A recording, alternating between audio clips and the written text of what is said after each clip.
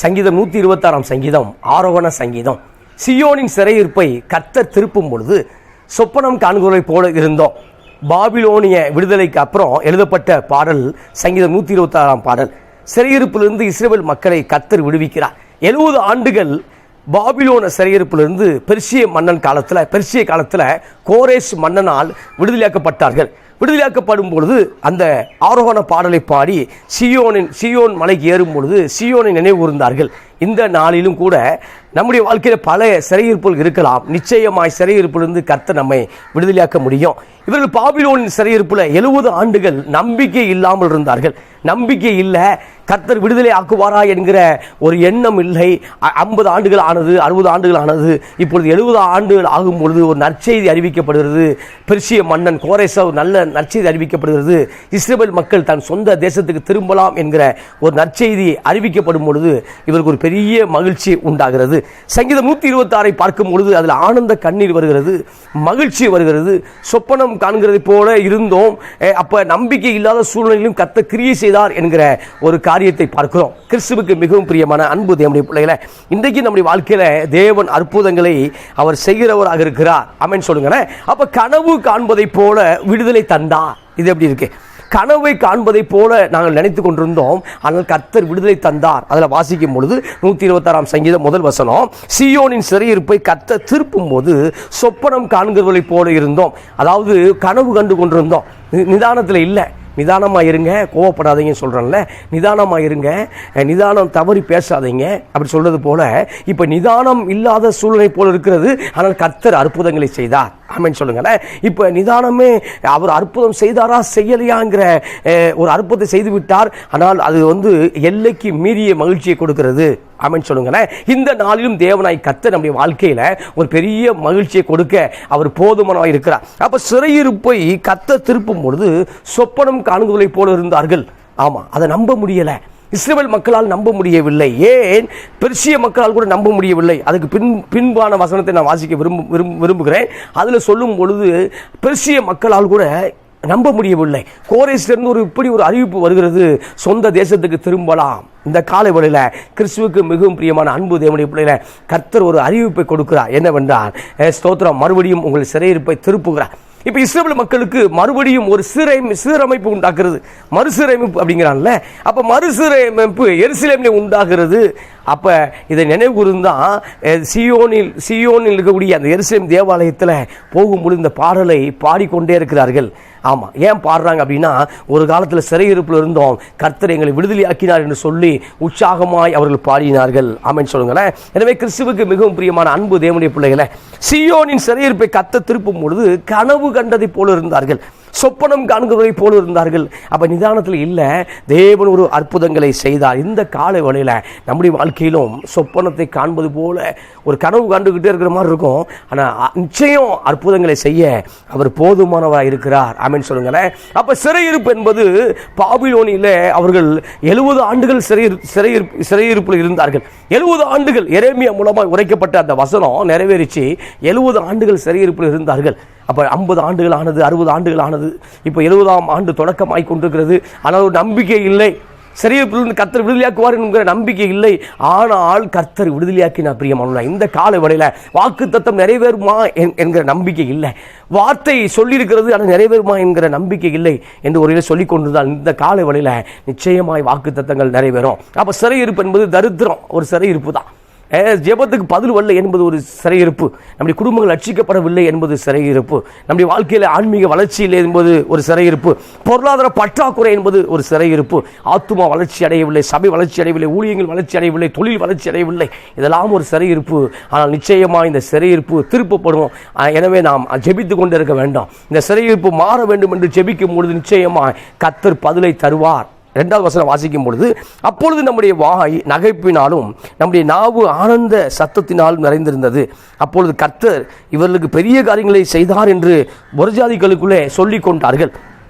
அப்போ 2 காரியம் நடக்கிறது. ஒன்று, சிறையிருப்பை திருப்பும் பொழுது வாய் நகைப்பினால சத்தமாக சிரிக்க ஆரம்பிச்சிட்டான். அப்படின்னு சொல்லுங்களேன். ஏன்னா எத்தனையோ ஆண்டுகள் அழுது கொண்டிருந்த முகம், எத்தனையோ ஆண்டுகள் சிரிக்க மறந்த முகத்தை கர்த்தர் சிரிக்க வைக்கிறார். இந்த காலை வேளையில் பிரச்சனை போராட்டத்திலிருந்து சிரிப்பை தொலைத்து விட்டு அன்பு சகோதரனே, சிரிப்பை தொலைத்து விட்டு அன்பு சகோதரியை நீ சிரிக்கும்படி தேவன் விரும்புகிறார். இது எப்படி இருக்கு? நீங்கள் நகைச்சுவை உணர்வு உண்டாக வேண்டும் என்று ஹியூமன் சென்ஸோடு இருக்க வேண்டும் என்று தேவன் விரும்புகிறார். அப்ப சிறையிருப்பை திருப்பும் பொழுது ஒரு நகைச்சுவை உண்டாகிறது. சிறையிருப்பை திருப்பும் பொழுது ஸ்தோத்திரம் ஆனந்த சத்தம் பறக்கிறது, ஒரு பாடல் உண்டாகிறது. பிரியமானவர்களே, ஆனந்த களிப்போடு இப்பொழுது சிறையிருப்பு தேசத்திலிருந்து திரும்பி வருகிறார்கள். ஆமாம், அடிமை சங்கிலியை கொண்டு கட்டி எங்கே கொண்டு போனாங்கன்னா பாபிலோனுக்கு கொண்டு போனார்கள். நேபுகாத்நேச்சர் பாபிலோனுக்கு கொண்டு போன மக்கள் இப்பொழுது அந்த அடிமை சங்கிலியை கழட்டி விட்டு சுதந்திரமாக சந்ததி விடுதலையோடு எங்கே வர்றாங்கன்னா மறுபடியுமாய் எருசலேமுக்கு வருகிறார்கள், மறுபடியுமாய் தேவனை தேடி வருகிறார்கள். ஏன் இந்த சிறையிருப்பு வந்தது என்றால், தேவன் பல முறை எச்சரித்தும் இவர்கள் மீறினார்கள். தேவன் பல முறை எச்சரித்தும் விக்கிரகங்களை ஆராதித்தார்கள். தேவன் பல முறை எச்சரித்தும் பாவம் செய்தார்கள். தேவன் பல முறை எச்சரித்தும் தேவனுடைய வார்த்தையை கேட்காமல் போனார்கள். தேவன் பல முறை எச்சரித்தும் தேவ சத்தத்துக்கு கீழ்ப்படியாமல் போனார்கள். ஒரு சிறையிருப்பு உண்டாயிற்று. இந்த கால வழியில் நம்முடைய வாழ்க்கையிலும் சிறையிருப்பு இருக்கிறது. அதுக்கு நாம் தேவனுடைய சத்தத்துக்கு கீழ்ப்படிய வேண்டும். தேவனுடைய சத்தத்துக்கு கீழ்ப்படியும் பொழுது ஊழியத்தில் வளர்ச்சி உண்டாகும். தேவனுடைய சத்தத்துக்கு கீழ்ப்படியும் பொழுது பொருளாதாரத்தில் ஒரு வளர்ச்சி உண்டாகும். தேவனுடைய சத்தத்துக்கு கீழ்ப்படியும் பொழுது நம்முடைய ஸ்தோத்திர ஊழியங்களோ அல்லது பிஸ்னஸோ எதாக இருந்தாலும் நிச்சயமாய் ஒரு வளர்ச்சிக்குள்ளாக மாறும். அப்போ நம்ம என்ன செய்ய வேண்டும் என்ற தேவனுடைய சத்தத்துக்கு கீழ்ப்படியும் பொழுது, ஆமாம், கீழ்ப்படி அப்போ தான் மேல் படிங்கிறாங்கல்ல. அப்போ கீழ்ப்படியும் பொழுது நிச்சயமாய் ஒரு மாறுதலுக்கு நேராக நம்முடைய ஊழியங்கள், நம்முடைய குடும்பங்கள், நம்முடைய ஆசீர்வாதங்கள் எல்லாம் மாறும். பிரியமானவர்களே, அப்போ ஸ்தோத்திரம் கர்த்தர் சொன்ன வார்த்தையை மீறினார்கள், ஒரு சிறையிருப்பு. கர்த்தர் வார்த்தையை கேட்காமல் போனார்கள், ஒரு சிறையிருப்பு. இப்பொழுது மறுபடியுமாய் அந்த அந்நிய தேசத்திலிருந்து ஜெபிக்கும் பொழுது சாலமோன் இப்படியாக ஜெபிக்கிறார். ஒருவேளை என் ஜனங்கள் சிறையிருப்புக்கு போனால் தேவாலயத்தை பிரதிஷ்டை செய்யும் பொழுது சாலமோன் சொன்ன ஒரு வார்த்தை, ஒருவேளை ஸ்தோத்திரம் என் ஜனங்கள் சிறையிருப்பு தேசத்திலிருந்து இந்த திசைக்கு நேராக, இந்த ஆலயத்தின் திசைக்கு நேராக மன்றாடினால் மன்றாடினால் செவி கொடுப்பீராக என்று ஜெபித்தார். இப்படித்தான் அந்த திசைக்கு நேராக, எருசலேமுடைய அந்த திசைக்கு நேராக தானியேல் ஜெபித்தார். மேல் மாடியில் ஜன்னலை திறந்து வச்சு, ஆமாம், ஒவ்வொரு நாட்கள் மூன்று வேளையும் எருசலேமுக்கு நேராக ஜெபித்தார். இந்த கால வேளையில் பரலோக தேவனுக்கு நேராக நாம் செபிக்கும் பொழுது பரலோக ராஜ்யம், பரலோக அரசாங்கத்திலிருந்து நிச்சயமாக நமக்கு உதவி வரும். அதில் மாற்று கருத்து இல்லை. ஆமைன்னு சொல்லுங்களேன். ஆமாம், விசுவாசிக்கிறவர்கள் பதறான், விசுவாசிக்கிறவனுக்கு எல்லாம் கூடும் என்று அருள்நாதர் இயேசு சொன்னார். அப்போ நம்முடைய வாய் நகைப்பினாலும், ஆமாம், சிரிப்பினால, நம்முடைய நாவு ஆனந்த சத்தத்தினால் நிறைந்திருந்தது. அப்போ நிறைந்தது இப்போ பெர்சிய மக்கள் பேசிக்கொள்கிறார்கள், ஈரானிய மக்கள் பேசிக்கொள்கிறார்கள். ஸ்தோத்திரம், எப்படி ஒரு அற்புதம் நடந்தது, எப்படி இப்படி இவர்கள் 70 ஆண்டுகளாக நமக்கு அடிமையாக இருந்தார்களே, 70 ஆண்டுகள் இங்கு அகதியை போல இருந்தார்களே, இந்த இலங்கை அகதியை போல அகதியை போல வாழ்ந்து கொண்டிருந்தார்களே, எப்படி இவர்களுக்கு விடுதலை பறைசாற்றப்பட்டது, விடுதலை கொடுக்கப்பட்டது என்று சொல்லி ஆச்சரியப்பட்டார்கள். பிரியமானவர்களே, அதில் வாசிக்கும் பொழுது புறஜாதிகளுக்குள்ளே சொல்லிக் கொண்டார்கள். புறஜாதிகள் பேச ஆரம்பித்தார்கள். என்ன பேசுறாங்க அப்படின்னா, கர்த்தர் இவர்களுக்கு பெரிய காரியங்களை செய்தார் என்று புறஜாதிகள் பேச ஆரம்பித்தார்கள். இந்த கால வேளையில் நம்முடைய குரோத்து நிச்சயமாய் தேவைப்படுகிறது. நாம் ஆசீர்வதிக்கப்பட வேண்டும், ஆசீர்வதிக்கப்பட்டே தான் ஆக வேண்டும். கிறிஸ்தவர்கள் ஆசீர்வதிக்கப்பட்டே தான் ஆக வேண்டும். தேவனுடைய பிள்ளைகள், தேவ மக்கள், தேவனுடைய ஊழியக்காரர்கள் ஆசீர்வதிக்கப்பட்டே ஆக வேண்டும். ஏனென்றால் ஆசீர்வதிக்கப்படும் பொழுதுதான் புறஜாதிகள் சொல்லுவார்கள், இவர்கள் தேவன் பெரிய தேவனாக இருக்கிறார், இவர்கள் தேவன் பெரிய காரியங்களை செய்கிறார் என்று சொல்ல வேண்டும். என்றால் நீங்கள் ஆசீர்வதிக்கப்பட்டு தான் ஆக வேண்டும். நீங்கள் சிறையிருப்பிலிருந்து திரும்பித்தான் ஆக வேண்டும். நீங்கள் பாவத்திலிருந்து வெளியேறித்தான் ஆக வேண்டும். நீங்கள் பரிசுத்தமாய் வாழ்ந்துதான் ஆக வேண்டும். நீங்கள் தேவனுக்கு என்று சாட்சியை விளங்கித்தான் ஆக வேண்டும். நீங்கள் ஆவிக்குரிய கனிகளை கொடுத்துதான் ஆக வேண்டும். இது எப்படி இருக்கு? அப்ப புறஜாதிகள் பேசிக்கொண்டார்கள். என்ன சொன்னாங்கன்னா, இவர்கள் பெரிய காரியங்களை, இவருடைய கர்த்தர் பெரிய காரியங்களை செய்தார். ஒரு சிறையிருப்பை திருப்பினா இந்த நாளில் நம்முடைய சிறையிருப்பை நிச்சயம் திறப்புவான். ஆமாம், ஒருவேளை பாவம்ங்கிற சிறையிருப்பில் நீங்கள் இருக்கலாம். நம்ம தேவையில்லாத தொடர்பு, இல்லீகல் ரிலேஷன்ஷிப், அப்போ சில காரியங்கள் இருக்கலாம். நாம் செபிக்கும் பொழுது அந்த சிறையிருப்பு தானாக நிச்சயமாக கனவு காண்பதை போல அந்த சிறையிருப்பை கர்த்தரால் திருப்ப முடியும். அதில் 3வது வசனம் சொல்லும் பொழுது, கர்த்தர் நமக்கு பெரிய காரியங்களை செய்தார், இது நிமித்தம் நாம் மகிழ்ந்திருக்கிறோம் என்று சொல்லப்படுகிறது.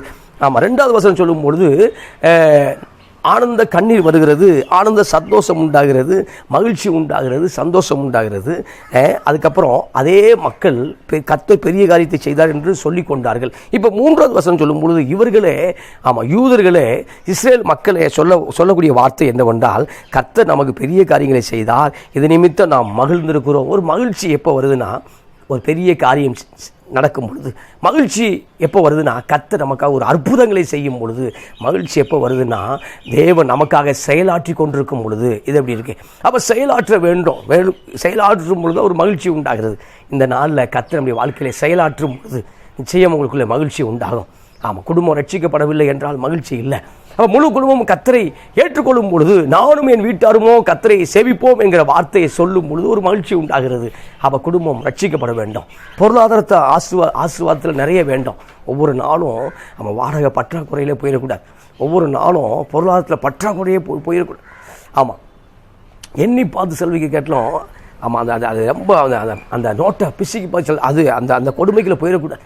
நம்ம ஆசீர்வாதத்தின் ஊற்றாக நம்மை மாற்ற வேண்டும். அப்போதான் ஒரு மகிழ்ச்சி உண்டாகும். அப்போ கர்த்தர் சிறையிருப்பு, இதெல்லாம் சிறையிருப்பு தான். பாவம் சிறையிருப்பதை போல எப்படி இருப்போ அதே போல் பொருளாதாரத்தில் சிறையிருப்பு இருக்கிறது. இதெல்லாம் மாறும் பொழுது நிச்சயம் மகிழ்ச்சி உண்டாகும். பிரியமானவர்களே, இந்த காலை வேளையில் நம்முடைய மகிழ்ச்சி கர்த்தரிடத்திலிருந்து வருகிறது. கர்த்தர் தான் சில சிறையிருப்புகளை திருப்ப முடியும். நாம் ஜெபித்து கொண்டிருக்கிறோம். ஆமாம், விசுவாசமாய் செயல்பட்டு கொண்டிருக்கிறோம். தன் விசுவாசம் நீதிமான் பிழைப்பான் என்று அறிக்கை செய்து கொண்டிருக்கிறோம். சில நேரம் சிறையிருப்பு அப்படியே இருக்குது. ஆனால் நாம் தளர்ந்து போகாதிருந்தால், ஏற்ற காலத்தில் அறுப்போம் என்று பவுல் சொன்னாரே, அப்போ தளர்ந்து போகாதிருந்தால் நாம் ஜெபித்து கொண்டு இருப்போம். நிச்சயம் ஒரு அறுவடை உண்டு பிரதர், நிச்சயம் ஒரு அறுவடை உண்டு. ஆமாம், 4வது வசனம், கர்த்தாவே தெற்கத்தி வெள்ளங்களை திருப்புவது போல எங்கள் சிறையிருப்பை திருப்போம். அப்போ 4வது வசனம் தான் ஜெபம். அப்போ 4வது வசனம் முதல் வசனமும் ஒன்றுக்கொன்று தொடர்புள்ள வசனமாக இருக்கிறது. அவர்கள் சிறையிருப்பு திருப்பும் என்று ஜெபித்து கொண்டே இருக்கிறார்கள். அது ஜெபித்து கொண்டிருக்கும் பொழுது தான் சிறையிருப்பு திருப்பப்படுகிறது. பிரியமானவர்களே, இந்த காலை வேளையில் உங்கள் சிறையிருப்பு திருப்பப்படுகிறது. ஆமாம், இந்த காலை வேளையில் ஆமாம் தேவன் உங்கள் சிறையிருப்பை திருப்புகிறார். சகோதரா, தேவன் உங்கள் சிறையிருப்பை திருப்பி கொண்டிருக்கிறார். எனவே இந்த நாளில் கர்த்தாவே தெற்கத்தி வெள்ளங்களை போல, அப்போ வெள்ளங்களை கர்த்தர் திருப்புகிறார். ஆமாம், காட்டாற்று வெள்ளம், அது பயங்கரமான வெள்ளம். ஆமாம், அது மலைகளை பெருத்து கொண்டு போகிறது, பல பாறைகளை உருட்டி கொண்டு போகிறது, வீடுகளை அரித்து கொண்டு போகிறது, நிலச்சரிவு உண்டாக்கி கொண்டிருக்கிறது. தெற்கத்தி வெள்ளங்கள் நமக்கு விரோதமாக சில தெற்கத்தி வெள்ளங்கள் உண்டாகி இருக்கிறது. ஆமாம், சில மனிதர்களுக்கு விரோதமாக தெற்கத்தி வெள்ளங்கள். சில பேர் சில காரியத்துக்காக சில காரியம் வாங்கினாவே போராடி ஜெபிக்க வேண்டியிருக்கிறது. ஆமாம், சில பேருக்கு ஈஸியாக கிடைச்சிடும். ஆனால் சில பேர்த்துக்கு சின்ன பொருள் வாங்கினாலும் அதுக்கு ஒரு பெரிய போராட்டம் இருக்கும். அப்படிப்பட்டவர்கள் ஜெபித்து தான் ஆக வேண்டும். அதுக்கு என்ன விடை அப்படின்னா தெரியலை. நாம் ஜெபிக்க வேண்டும். ஆமென் சொல்லுங்களேன். ஜெபிக்கும் போது தான் பிசாசினுடைய ஆயுதங்கள், ஜெபிக்கும் பொழுது தான் நமக்குள்ள அவிசுவாசங்கள், ஜெபிக்கும் பொழுது தான் தேவையற்ற எண்ணங்கள்லாம் ஒளிந்து போகிறது. கர்த்தர் நமக்குள்ள விசுவாசத்தை தருகிறார். ஆமென் சொல்லுங்களேன். அப்போ கர்த்தாவே தெற்கத்தி வெள்ளங்களை திருப்புவது போல எங்கள் சிறையிருப்பை திருப்போம். இந்த நாள் உங்கள் சிறையிருப்பை கர்த்தர் திருப்புகிறார். சங்கீதம் 126 சொல்லப்பட்ட ஆசீர்வாதங்கள் அப்படியே உங்களுக்கும் உங்கள் குடும்பத்துக்கும் நிறைவேறுவதாக. ஆமென் சொல்லுங்களேன். அப்போ கர்த்தாவே தெற்கத்தி வெள்ளங்களை திருப்பது போல எங்கள் சிறையிருப்பை திருப்போம். ஆமாம், அப்போ வெள்ளத்தை கர்த்தர் தான் திருப்ப முடியும். ஆமாம், மனுஷன் சில பிளான் பண்ணுறான், ஆனால் கர்த்தர் தான் சில இடங்களில் வெள்ளத்தை திருப்புகிறா. ஆமாம், வெள்ளத்தை திருப்புகிறார். ஆமாம், பேரழிவை அவர் தான் தடுக்கிறார். ஆமாம், புயல்கள் சில புயல் வரும்பொழுது ஆமாம் சில நகரத்தை தாக்கும் என்று சொல்லுவார்கள். கர்த்தரை ஜெபிக்கும் பொழுது அந்த நகரத்தை தாக்காமல் புயல் வலுவிழந்து போகிறது. இந்த நாளில் சில வெள்ளங்கள் வலுவிழந்து போக வேண்டும் என்றால், சில புயல்கள் வலுவிழந்து போக வேண்டும் என்றால், சில அந்த வெள்ளங்கள் திருப்பப்பட வேண்டும் என்றால் நாம் என்ன செய்ய வேண்டும்? நான் ஜெபிக்க வேண்டும். நீங்கள் ஜெபிக்க வேண்டும். ஆமாம், உங்கள் விசுவாசத்தினால தான் நீங்கள் பிழைக்க முடியும். மற்றவர்கள் உங்களுக்காக ஜெபிப்பார்கள், அதில் மாற்று கருத்து இல்லை. ஆனால் நீங்கள் ஜெபிக்க வேண்டும் என்று தான் தேவன் விரும்புகிறார். ஆமென். அப்போ அதில் தெற்கத்தி வெள்ளங்களை திருப்பது போல எங்கள் சிறையிருப்பை திருப்போம். அப்போ சிறையிருப்பை திருப்பும் என்று 70 ஆண்டுகள் ஒரு 2 சந்ததிக்கு மேலே ஜெபித்து கொண்டே இருந்திருப்பார்கள். 2 அல்லது 3 சந்ததிக்கு மேலாக ஜெபித்து கொண்டே இருந்திருப்பார்கள். சிறையிருப்பை திருப்பும் ஆண்டவரை, திருப்பும் ஆண்டவரை ஜெபித்து கொண்டிருப்பார்கள். இப்பொழுது சிறையிருப்பை கர்த்தர் திருப்பின பொழுது சொப்பனம் காண்பதை போல, ஒரு கனவை காண்பதை போல, ஒரு ஸ்தோத்திரம் நிதானத்தில் இல்லாத சூழ்நிலை போல இருந்து கொண்டிருக்கிறார்கள். ஆமாம், ஆமென் சொல்லுங்கள். அப்படிப்பட்ட அற்புதம் இந்த நாளில் நிறைவேறப் போகிறது. எத்தனை பேர் நம்புறீங்க? ஆமென் சொல்லுங்களேன். நான் சொப்பனத்தை ஒரு கனவு காண்கிறது போல தான் இருந்தேன், ஆனால் அந்த வாகனத்தை கர்த்தர் உண்டாக்கி தந்தார். ஒரு கனவை போல தான் நடந்து கொண்டிருந்தேன், கர்த்தர் ஒரு வீட்டை உண்டாக்கி தந்தார். ஒரு கனவை காண்பது போலத்தான் இருந்தது. ஒரு பெரிய காரியத்தை, ஒரு ரிவைவலை எங்களுடைய ஊழியத்தில் தந்தார். ஒரு பெரிய ஒரு எழுப்புதை எங்கள் குடும்பத்தில் தந்தார். ஒரு பெரிய ஒரு காரியத்தை கர்த்தர் செய்தார் என்று நீங்கள் சொல்ல போகிறீர்கள். ஆமென் சொல்லுங்களேன். அப்போ சிறையிருப்பை கர்த்தர் என்ன செய்தார்? திருப்புகிறார். 5வது வசனம், கண்ணீரோடு விதைக்கிறவர்கள் கம்பீரத்தோடு அறுப்பார்கள். ஆமென். அப்போ விவசாயி கண்ணீரோடு விதைக்கிறார். அப்போ அந்த நாளில் எல்லா இடத்துலையும் போர் போடலை. அப்போ இந்த நாள்லையுமே நஞ்சை இருக்கிறது, புஞ்சை இருக்கிறது. அப்போ தோட்ட விவசாயம் இருக்கிறது, மழையை பார்த்துருக்கக்கூடிய விவசாயம் இருக்கிறது. அப்போ தோட்ட விவசாயத்தில் வந்து பார்க்கும்போது நெல் போட்டிருப்பான், அதில் தான் ஆற்று தண்ணி வரும், அது கிணத்து பாசனம், ஆற்று பாசனம் இருக்கிறது. அப்போ மற்ற காரியங்கள் அந்த கரிசல் பூமியில் பார்க்கும்பொழுது நிலத்தை பார்த்து மலையை பார்த்து விதைத்திருப்பார்கள். அப்போ அது ஏதோ அதில் வந்து என்ன பருத்தி போட்டிருப்பான், எள்ளு போட்டிருப்பான், அல்லது மல்லிச்செடி ஏதோ ஒன்று போட்டிருப்பான், சூரியகாந்தி போட்டிருப்பான். இதெல்லாம் மலையை பார்த்து போடக்கூடிய பயிர். அப்போ இதில் பார்க்கும் பொழுது அந்த நாட்களில் எல்லா இடத்துலையும் போர் போட்டு வைக்கலை, ஒன்று மலையை பார்த்து கொண்டிருந்தார்கள் அல்லது ஆற்று பாசனத்தை பார்த்து கொண்டிருந்தார்கள். இப்போ ஆனால் கண்ணீரோடு விதைத்தார்கள். விதைத்து அறுவடை வருமா என்கிற ஒரு கேள்விக்குறி இருந்தது. அப்போ எல்லா இடத்துலையும் ஒரு ரிசல்ட் இருக்குல்ல. படிப்புக்கு ஒரு ரிசல்ட், பரீட்சை வைக்கிறார்கள். அப்போ ஊழியத்தில் ஒரு ரிசல்ட் வேணும். அதுக்கப்புறம் ஸ்தோத்திரம், பிஸ்னஸ் பண்ணும்போது அதில் ஒரு ரிசல்ட் வேணும், வியாபாரத்தில் ஒரு ரிசல்ட் வேணும். இங்கே பார்க்கும்போது ரிசல்ட்டை தான் நம்மளும் எதிர்பார்க்குறோம், நம்ம ரிசல்ட்டை தான் புறஜாதியும் எதிர்பார்க்குறான், நம்ம ரிசல்ட்டு தான் மற்றவர்கள் எதிர்பார்க்கிறார்கள். அப்போ ரிசல்ட்டை கூட கர்த்தர் எதிர்பார்த்துக்கிட்டு இருக்கிறார். சொல்லுங்களேன், இந்த காலை வேளை உங்கள் ரிசல்ட்டை கர்த்தர் ஆசீர்வதிக்கிறார். அப்போ கண்ணீரோடு விதைக்கக்கூடிய ஒரு விவசாயி கம்பீரமாய் அறுப்பான். சொல்லுங்களேன், இந்த நாளை கண்ணீரோடு ஜெபித்த ஜெபம், குழந்தை வேணும் ஜெபிச்ச ஜெபம், கண்ணீரோடு இந்த வியாதியை கர்த்தர் சுகமாக்க மாட்டாரா என்று கண்ணீரோடு ஜெபித்த காரியம், இந்த பொருளாதாரத்தை கர்த்தர் ஆசீர்வதிக்க மாட்டாரா என்று கண்ணீரோடு ஜெபித்த ஜெபத்துக்கு கர்த்தர் கம்பீரமான ஒரு அறுவடையை தருகிறார். சொல்லுங்களேன். எனவே யூதர்கள் அறுவடைங்கிற ஒரு பண்டிகையை கொண்டாடினான். பெந்தேகோஸ் பண்டிகை தான் அறுவடை பண்டிகை. அந்த அறுவடை பண்டிகை தான் முக்கியமான பண்டிகை. அறுவடையில் ஸ்தோத்திரம், ஒரு ஒரு ஒரு பெரிய ஒரு அறுவடை வரும்போது கர்த்தருக்கு நன்றி செலுத்தினார்கள். அதான் அந்த அசைவாட்டும் காணிக்கை. கோதுமை செடியை கொண்டு வந்துட்டு அல்லது பார்லி செடியை கொண்டு வந்துட்டு தேவாலயத்தில் அசைவாட்டினார்கள். அந்த அசைவாடுதலுக்கு அடையாளமாக தான் நம்ம கைகளை உயர்த்தி அல்லேலூயா என்று அசைவாட்டி கொண்டிருக்கிறோம். அப்போ அசைவாடுதல் என்கிற காணிக்கையை படைத்தார்கள். ஏன்னா அதிகமான அறுவடை சொல்லுங்களேன். இந்த நாளில் நமக்கு கர்த்தர் அருமையான அதிகமான அறுவடையை தருகிறார். அருமையான அதிகமான அறுவடையை தருகிறார். அப்போ கண்ணீரோடு விதைக்கிறவர்கள் கம்பீரமாய் அறுப்பார்கள். அப்போ விதைக்கவே இல்லைன்னா அறுக்கவே முடியாது. சூப்பரில் இது எப்படி இருக்கு? அப்போ நான் ஸ்தோத்திரம் கண்ணீரோடு விதைக்கவே மாட்டேன், நம்பிக்கை இல்லை, நான் விதைக்கவே மாட்டேன், ஒன்று தசமாவது விதைக்க மாட்டேன், அல்லது ஸ்தோத்திரம் முயற்சி எடுக்க மாட்டேன், எந்த கருத்து ஒரு எஃபோர்ட் எடுக்க மாட்டேன், வற்புறுத்தி ஜெபிக்க மாட்டேன், போராட மாட்டேன், எதுவுமே முயற்சி பண்ண மாட்டேன் அப்படின்னா அவருக்கு நிச்சயமாக அறுவடையே இல்லை.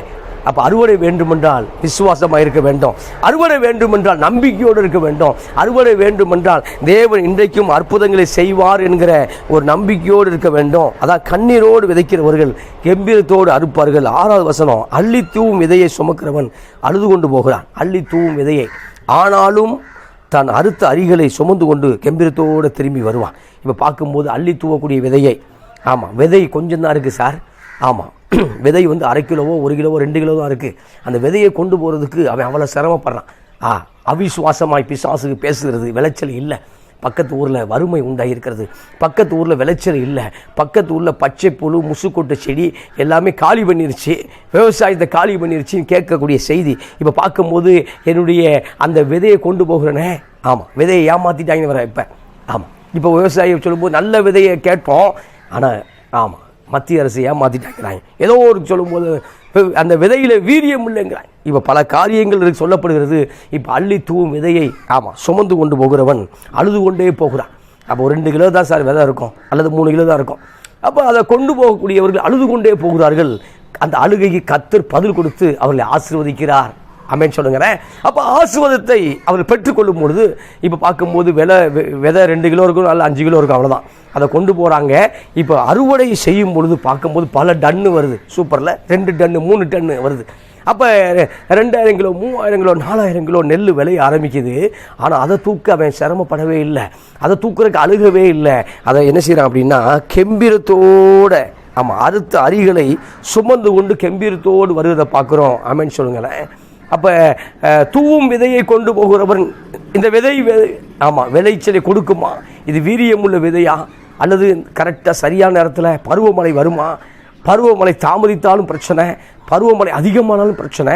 இப்போ இதெல்லாம் சரி வருமா என்று ஒரு குழப்பத்தோடு ஒரு விவசாயி, ஒரு ஃபார்மர் என்ன செய்கிறாருன்னா கொண்டு போய் விதைக்கிறாரு. ஆனால் கர்த்தர் ரிசல்ட்டை தரும் பொழுது சொல்லுங்களேன், விளைய செய்வது கர்த்தர். அப்போலோ நீர் பாய்ச்சினால் கர்த்தர் விளைய செய்தார் அப்படின்னு பவுல் சொல்கிறார். அப்போ விளைய செய்வது கர்த்தர் பிரதர். ரிசல்ட்டை தர்றது கர்த்தர். ஆமாம், ஊழியத்தில் ரிசல்ட்டை தர்றது கர்த்தர். ஆமாம், பிஸ்னஸில் ரிசல்ட்டை தர்றது கர்த்தர். நம்முடைய வாழ்க்கையில் பல காரியத்தில் கிரியை செய்வது கர்த்தர். அப்போ கர்த்தர் தான் மையம். ஆமாம், அவரை தவிர்த்து அரசியல் பண்ண முடியாது. இது எப்படி இருக்குது? அப்போ மையம் யார்? கர்த்தர். கர்த்தர் தான் கிரியை செய்ய முடியும்.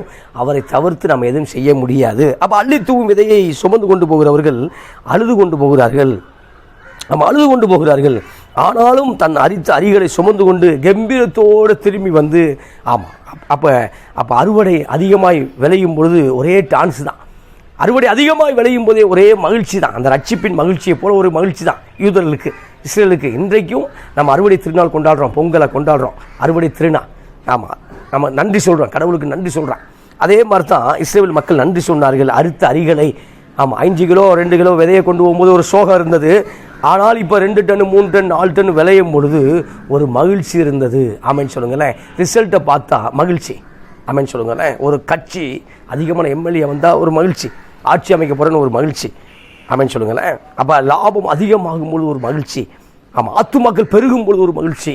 ஆமாம், நமக்குள்ள ஆன்மீகத்தில் வளர்ச்சி அடையும் போது ஒரு மகிழ்ச்சி. இப்போ ஒரு மகிழ்ச்சி உண்டாகுது. என்ன? அறுவடை. ஆமென் சொல்லுங்களேன். ஆமாம், அப்போ விதைக்கணும், பிரயாசப்படணும், முயற்சி எடுக்கணும். அதுக்கப்புறம் ஒரு பெரிய அறுவடை இருக்குது. ஆமென் சொல்லுங்களேன். அப்போ அறுவடை நிச்சயம் உண்டு. சிறையிருப்பிலிருந்து கர்த்தர் திருப்புவார். அது கனவு காண்பது போல இருக்கலாம், ஆனாலும் ஒரு மாற்றம் வரும் என்று இந்த வசனம் சொல்லி முடிக்கிறத பார்க்குறோம். ஆமென் சொல்லுங்களேன். கர்த்தர் இந்த நாள் உங்களை சிறையிருப்பை திருப்புவார். விசுவாசமாக இருங்கள். உங்களுக்காக ஒரு நிமிடம் ஜெபிக்க விரும்புகிறேன். நல்ல பிதாவே, நன்றியோடு உம்மை துதிக்கிறோம். அருமையான இந்த வேலைக்காய் ஸ்தோத்திரம் ஆண்டவரே. இந்த நாள் இதை பார்த்து கொண்டிருக்கிற, இதை கேட்டுக்கொண்டிருக்கிற அருமையான சகோதரர்களுக்காக, சகோதரிகளுக்காக, தேவனுடைய மக்களுக்காக ஜெபிக்கிறோம். இந்த நாளில் அவருடைய வாழ்க்கையில் எந்த விதமான சிறையிருப்பு இருந்தாலும் அந்த சிறையிருப்பை கர்த்தர் இந்த நாளில் அதை திருப்பும்படியாக நாங்கள் ஜெபிக்கிறோம். ஆண்டவரே, பாபிலோனிலிருந்து சிறையிருப்பில் இருந்த யூதர்களை ஆண்டவரே தெற்கத்தி வெள்ளங்களைப் போல திருப்பி கொண்டு வந்தது போல இந்த காலை வேளையில் இப்படி பிள்ளைகளுக்கு இருக்கக்கூடிய எல்லா சிறையிருப்புகளையும் நீ ஆண்டவரை திருப்பி கொண்டு வரும்படியாக ஜெபிக்கிறோம். ஆண்டவரே, சிறையிருப்பிலிருந்து விடுதலையாக்கும்படியாக ஜெபிக்கிறோம். ஆண்டவரே, அது எப்பேற்பட்ட சிறையிருப்பாக இருக்கலாம். அது பாவமாக இருக்கலாம், சாபமாக இருக்கலாம், நோயாக இருக்கலாம், பிசாசின் பிடிகளாக இருக்கலாம், தரித்திரமாக இருக்கலாம், வறுமையாக இருக்கலாம், கட்டுகளாக இருக்கலாம். அது எந்த விதமான சிறையிருப்பு இருந்தாலும் இந்த நாளில் இயேசுவின் நாமத்தினால அந்த சிறையிருப்பு மாறுவதாக ஜெபிக்கிறான்ப்பா. அது மாறிப்போவதாக. உடைய பிள்ளைகளுக்கு விசுவாசம் உண்டாவதாக. கர்த்தர் உடைய பிள்ளைகளை ஆசீர்வதித்து நடத்துவீராக. ஆமென், ஆமென். கர்த்தர் உங்களை ஆசீர்வதிப்பார். சிறையிருப்பை ஆமாம் திருப்பி விட்டார்.